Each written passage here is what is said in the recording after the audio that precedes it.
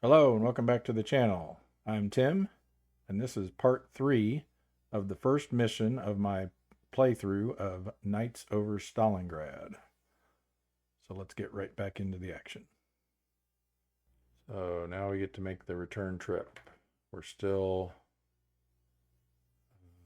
Let's see. Now, if there were a friendly airfield on the way back, we could attempt to land some of the aircraft there just to kind of keep them out of harm's way, not have to make the entire trip back home. If they're squadron aircraft and you do that, then they get delayed one day and aren't available for the next mission. Non-squadron aircraft obviously just go back to their pools.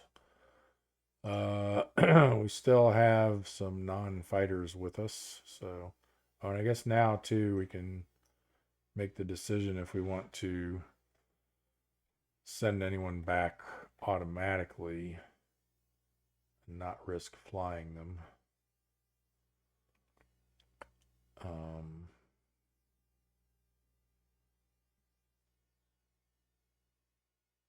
Yeah, see, this guy's got 11 points on him. I think we do want to do that with him. Because if he gets destroyed, that's -3 points. Whereas if we send him back early, we just lose 1 mission point. And he's a non-squadron aircraft, so we don't have to roll for landing for him. So yeah, we're just going to send him back.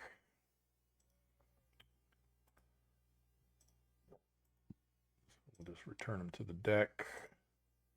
Lose 1 mission point for that. Let's see what else we got. This guy with 5 damage and his rear gunner's out.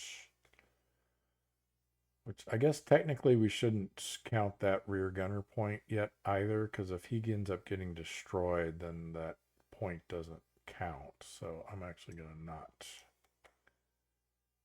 count us as losing that point yet. If he's still around at the end, we will. Or if we choose to send him back now, obviously we'd have to take that point. But I think he's okay sitting on 5 damage and not flipped yet. This one,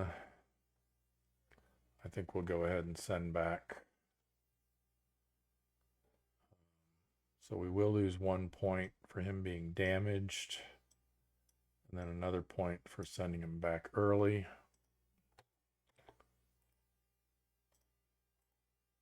But that could end up being 3 or more. Could be an 8. 3 or 8, depending on what happens to the pilot.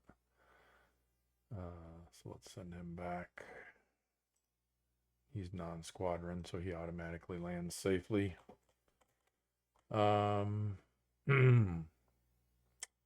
This one too. That's a veteran. So if we send him back, he has to roll for landing,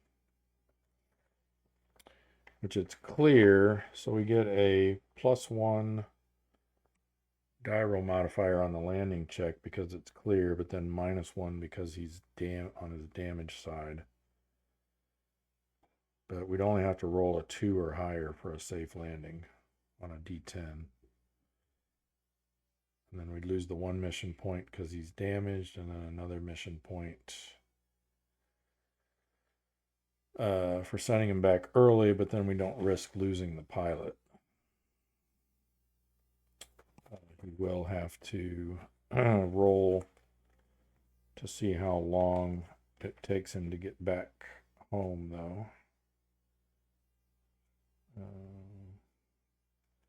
It's 7.1.8. Let's see what the specifics are on this. They look to immediately send any aircraft that have received damage back to the nearest non-cauldron airbase safely. Each aircraft that returns home early costs the player a mission point. Undamaged Axis fighters that land has damage. Players not receive the return to base penalty for landing in the cauldron, but that's it's landing in the cauldron.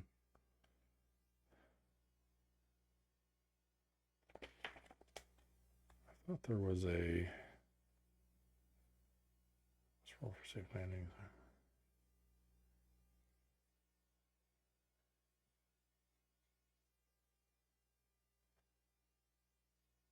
I thought there was something about them having to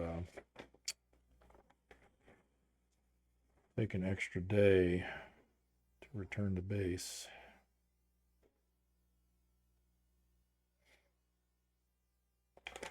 Although in this case, what is the nearest airfield?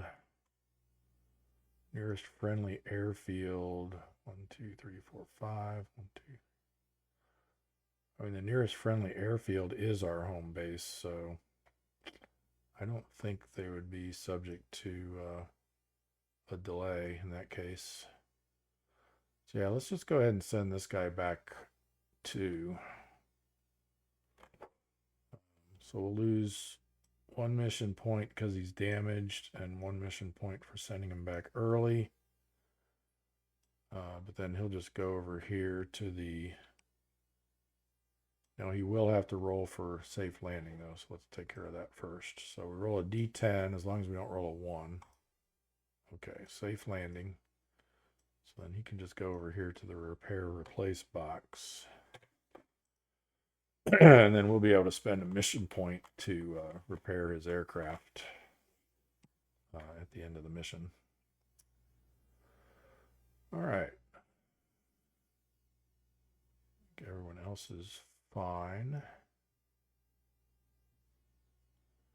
He should be able to make it back okay, hopefully. All right. Although, you know what? If we sent him back, we'd have only fighters, and we could move. I mean, it's only going to save us 1 box. We get a +1 to our event roll for moving diagonally. So nah, we'll chance it. So let's just head back the same way we came. So we'll go over this way, roll for an event. There we go, 4, no event. Down to here, 2 is no event. 5, I think, is no event. We're in row 1 to 3. Yeah, 1 to 5 is no event. And then here, oh, that's going to be 1. Now we're in row 4. We rolled an 8, so we roll on chart B2. We rolled a 2, which is going to be on rows 4 to 8. Enemy stragglers. Okay. So lone stragglers are sighted. Roll on C11 to determine the enemy. So this is the same one we had when we were leaving. So we roll a D6 on chart C11. Stragglers for the axis. A 3 means it's the same thing we had before. 2 A20s. We have the option to evade them, or if we choose to engage them, we'll get a +1 on the first round of combat. So it's going to be 2 more bombers, which could potentially be, what were those? Those were 4 points each, weren't they? That's potentially another 8 points, plus whatever happens to the crew. They can't attack us. They do have return fire, though. Yeah, we'll go ahead and face them. So Soviets, 2 A20s. Let's see, whoops, that's not what I meant to do. A little sneak peek at my OBS there. Alt-Tab does not switch between Windows and Vassal. See, I got one there that I forgot to remove the label on. Let's see if we can dig him out. Doesn't say it on there. Let's find it. Let's do it here. There he is. Let's fix that. All right, so here's our, these are all the same, so it doesn't matter which ones we pull. So we got our 2 bombers. And then we get a +1 for our initiative rolls for round 1. So this will be a D12 + 8. Can't see. Oh, a 12. Nice. So that's going to be 20. D12 + 8. 12. And D10 + 3. Or 4, sorry. Ugh, not good. 6. The bombers are a D8 + 3. So 8. And 8. Oh, so they're going to be tied together. Hopefully we take them out. All right, so can't use any of either of our dogfight cards. So let's just start wailing on them here. D12, 2 hits. A rating. Nice. These are our gunboats. 4 and 3. Ah, missed it by 1 again.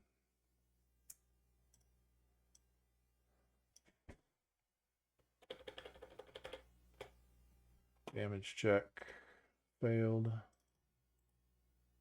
He flips, but then they both get return fire on us because they cover each other. Miss and hit. It's going to do 1 point of damage to us. Just at 6.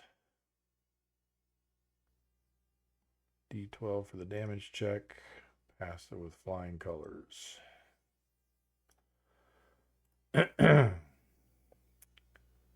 right, this one. I think I want to go after this one. Because that's kind of a waste with him only needing 1 more damage. D12. Oh, missed anyway. And 2 return fires. They both missed. All right, this guy will have try to take out this one. So a D10. 2 hits. That'll definitely do it. He only needs 1. He's a what, C rating? Yeah, so 3 more damage. So this one's destroyed. And we'll see if the crew bails out. No, they do not.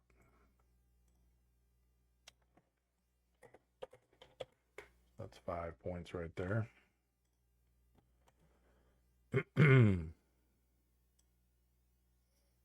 All right, and then this one has nothing to do. Round 2. D12 + 7 now. 17. D12 + 7 is 13. D10 + 3 is 10. D8 + 3 is 6. All right, hopefully this will do it. D12, 2 hits. Come on. 3, be a 5. And 5, nice. 8 damage. That will destroy it outright. And then check for the pilot and gunner or crew.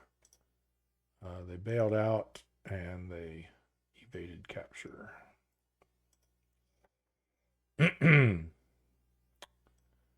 All right, that concludes that combat.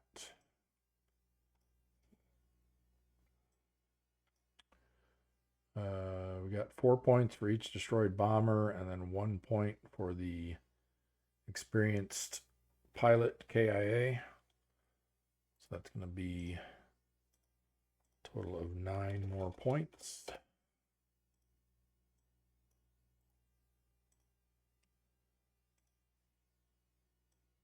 So it's at 33.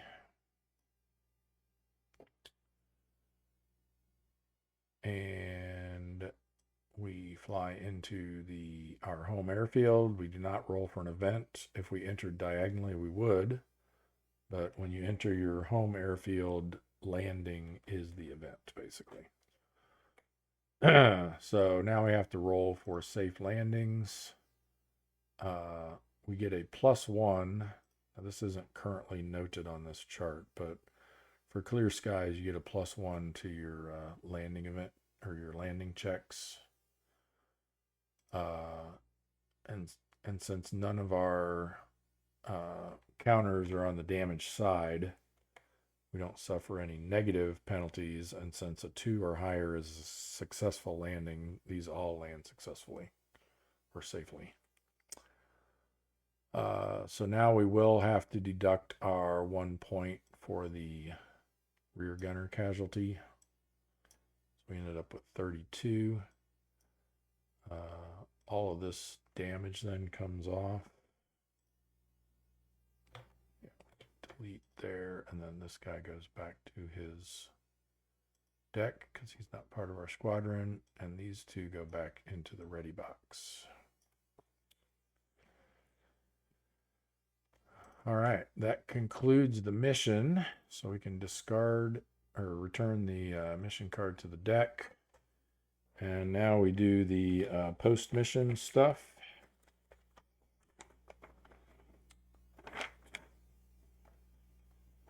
Which is phase, where's post-mission phase? Make sure I don't forget anything here. Post-mission phase. So we did the place returning aircraft that have been flipped to their damage side in the repair replace box. We didn't have any. We had the one guy that we sent back early, but aircraft that took minor damage, i.e. they weren't flipped to their damage side, you just remove the damage and they're placed in the ready box. Are available for the next mission. Wounded or evaded pilots. So if any of our aircraft that had gotten shot down had evaded, or if any of our pilots had got wounded on landing, they get placed on the turn track a certain number of days ahead based on a die roll to indicate they're unavailable until that day comes around. Destroyed aircraft would go in the destroyed box, or the lost box, I mean. And then we'd be able to purchase new aircraft / pilots to replace them, but these don't go back into the pool until the pool is empty, and then any that are here would go back. Let's see. Calculate mission points. We already did that. Spend mission points. All right. So first of all, we can purchase up to 3 campaign points. Campaign points, or campaign morale points, are basically the victory points in this game. They will be used to determine your victory level at the end of the campaign. Could result in either a major defeat, minor defeat, draw, minor victory, or a major victory, depending on where those fall, either on the positive side or the negative side at the end of the campaign. 1 campaign point costs 1 mission point. 2 campaign points costs 5 mission points, and 3 campaign points cost 10 mission points. So we got plenty. So we're definitely going to spend the 10 to get 3 campaign morale points. That's what they're called. So that leaves us with 21. We can also spend 1 mission point to repair an aircraft. So we can repair this one. Make him available. That cost 1 mission point. We can also, so the other options are you can replace a pilot. So if you had a pilot that had been killed or captured, it costs 2 mission points. You draw a new counter from the pool. You can replace an aircraft. So if one of our aircraft had got destroyed, shot down, but then the pilot evaded, it would be sitting here on the turn track because you keep the pilot. So like if he was an ace, you still have an ace available. But then that aircraft still has to be replaced. So you'd spend 2 mission points to replace that aircraft so it would become available to use again. Or that pilot would have something to fly, basically. You can also spend 1 excuse me, 1 mission point to buy a dogfight card. And then if our home airfield had gotten damaged, I guess some missions occur actually over your home airfield, and it's possible that it could receive damage. You can spend 2 mission points to repair 4 points of damage off your airfield. So I think we'll go ahead and we have a limit of 3 dogfight cards until we reach, once we get to 4 morale points, we're allowed to have an extra dogfight card. So we're only allowed to have 3, but you can purchase as many as you want, and then you just have to discard down to 3. So I'm thinking we'll purchase, these are kind of, I can choose to have a wingman. Like at the beginning of the mission, I can choose to pair up 2 of my fighters. Not sure how good these really are. So I'm thinking I'll buy at least 2. That'll put us down to 19 points. Because the other thing then, what we can do with the rest is there's an optional rule, which I'm going to play with here, where you can bank those mission points, which are what these banked counters are for here. And then before the next mission, you have things that you can spend those points on to get like better aircraft and some other different options for that. So yeah, I think I'll just purchase 2 dogfight cards and then I'll bank the rest.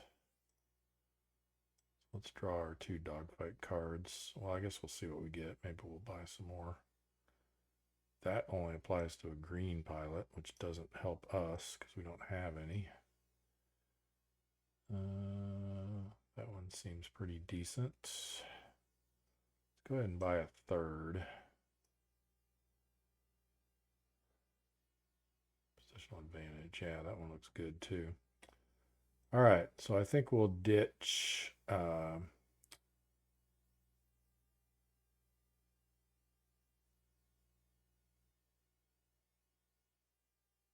keep that one just in case I do decide to get a wingman at some point. We're going to get rid of this one.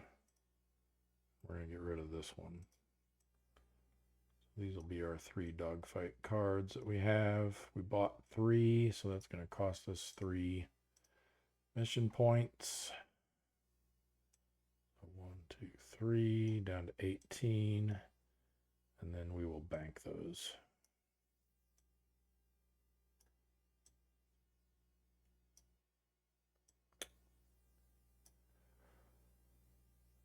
I also forgot, I was planning on playing with the fate card optional rule too.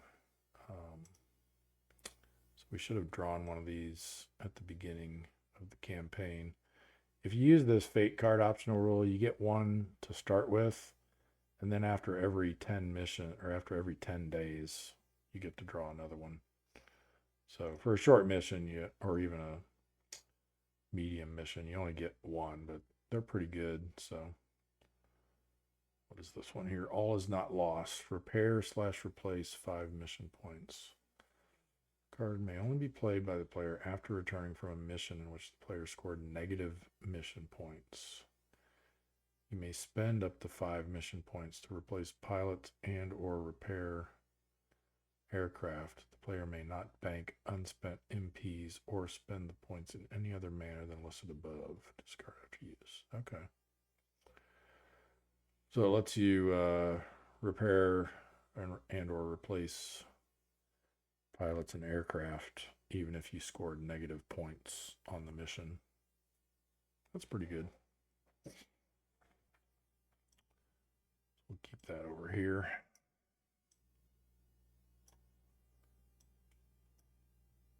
All right, so that was spending mission points.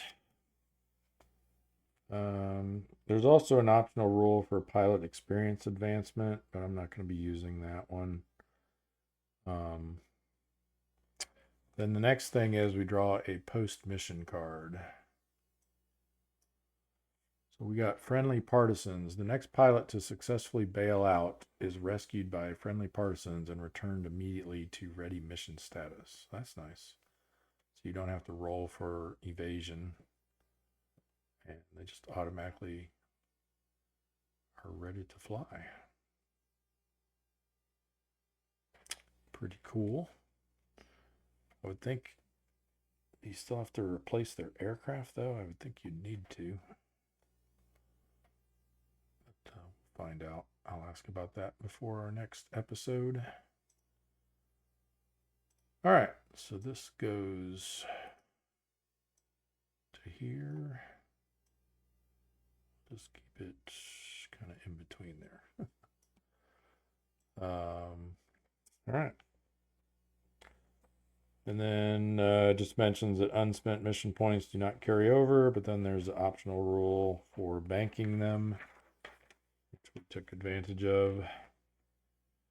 And then this lists all the things that you can spend them on, but we'll go over that before the next mission. And yeah, that's it for the post-mission phase. So that is the end of mission 1 of Knights over Stalingrad. Now for the next mission, we have the option of choosing one of these ground attack missions. So we'll see if we want to do that. I did that on the first time I played with this this campaign, so we'll probably do at least one of them just so you can see what they're like. But yeah, that's going to do it for this episode. Thank you all for watching. I hope this was helpful. Hope it gives you a good idea of how this game plays, and hope you found it interesting. And I'm going to continue this through 9 more episodes to complete a short campaign. So again, this was Knights over Stalingrad. Be sure to like, share, and subscribe. And I will see you in the next episode. Bye for now.